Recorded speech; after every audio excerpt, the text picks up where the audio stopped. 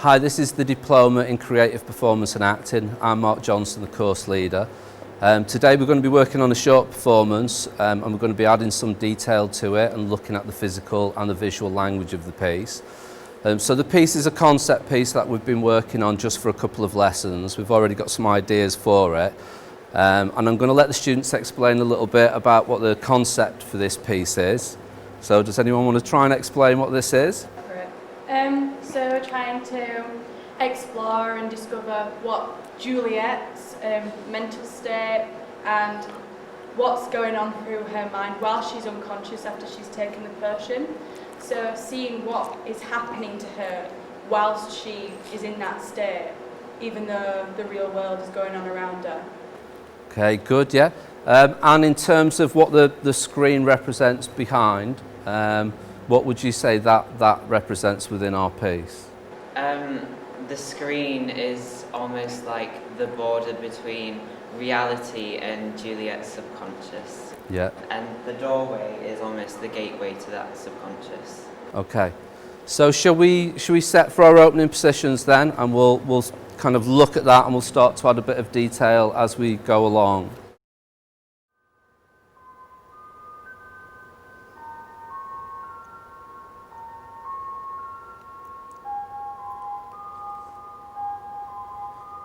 So with the opening strings,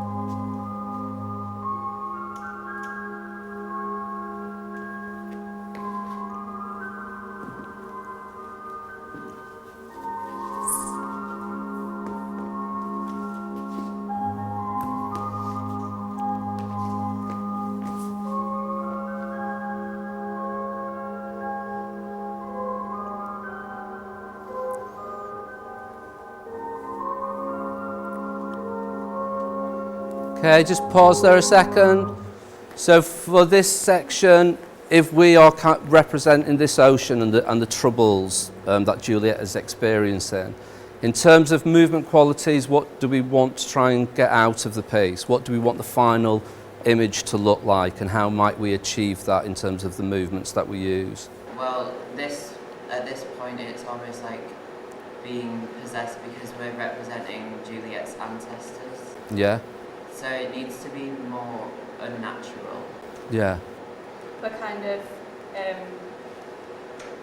her imagination coming to life, and so it's almost, like you said, surreal. Yeah. And we've got to get that across. So how do we get that across? How do we change and adapt the movement then if we want to try and communicate those ideas? Like moving in ways that you've never that are really just not normal, like Yeah. came in with the cartwheel, and also like the crawling. I think that's really good because it's kind of showing that they're close to the ground, like they are like human in a way. Yeah. They're also like they can move, and they're like there's something there. Okay. We kind of don't have control over our whole bodies as a whole, so that's why like when we're reaching up, we're trying to grab onto something that we can stay in reality, something that we can hold on to so that we can stay there, but that's why we fall back to the ground. Okay. Should it be like one or two body parts that go up? It might be nice if it's led from different kind of body parts. That's what I was thinking, and I also like that idea of visually grabbing hold of something. So make sure that your focus is up. Make sure that there's a sense of wherever the hand goes to, it's dragging the rest of your body up, so that the exaggeration of physicality is a bit more interesting for the audience. Should we just try that little bit again then? Okay, so from where you are, if we go again with the music. So really try and extend this now.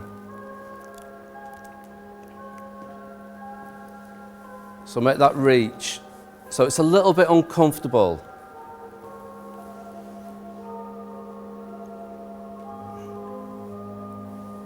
Okay, that's nice.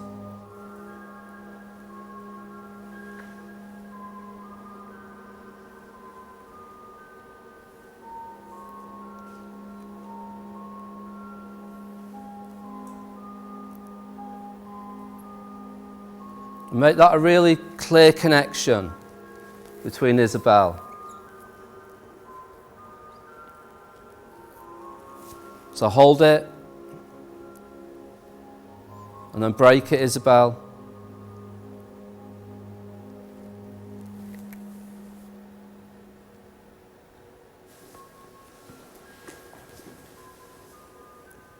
So we can get a little bit more height there so that there's a stronger image. That's nice.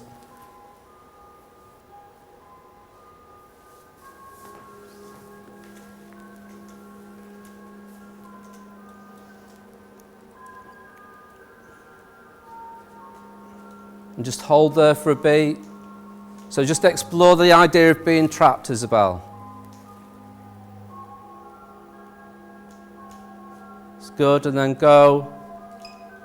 And nice and smooth with the door as it goes.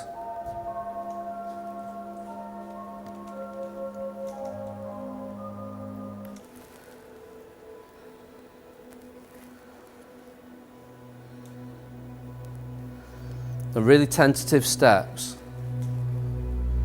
and keep your eyes fixated on it. Okay, and start to move in and start to reach so it's really smooth.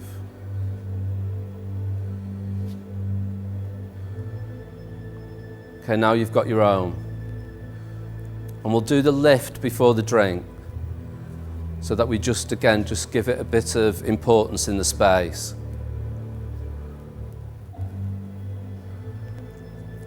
So this is, close your eyes as you do it. And remember about not necessarily being stuck to the spot. So you can move, it can move you into different places, but try and keep it all led by what's happening in terms of the feeling that you're trying to evoke when you hold your heads.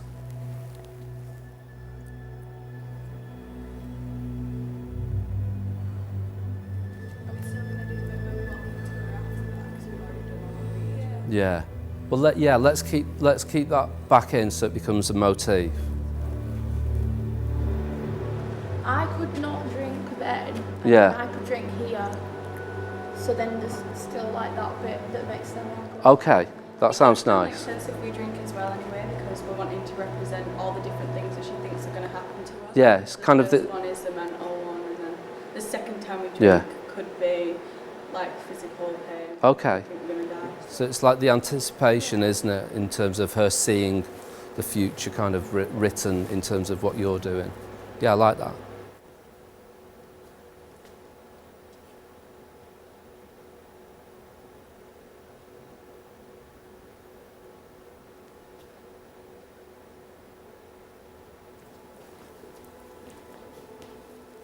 Okay, this is that matter track.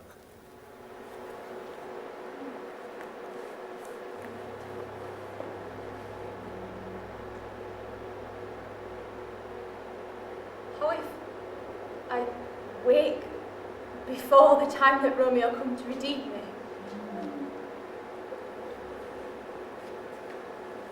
That's a fearful point. Shall I not then be stifled into the vault? To those whose foul mouth no wholesome air breathes in, and then die ere strangled. My Romeo comes. Or if I live, is it not very like horrible conceit of death and night?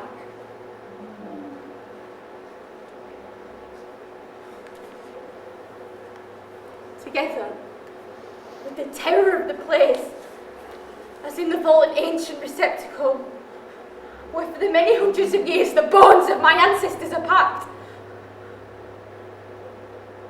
where bloody Tybalt, yet green in earth,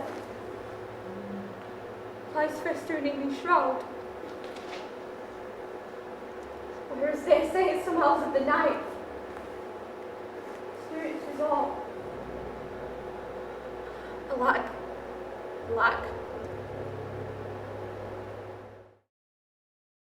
Okay, so that's the end of our rehearsal. We hope that you enjoyed the lesson. And we hope to see you at Huddersfield New College studying the Creative Performance and Acting course. Okay, so thank you very much.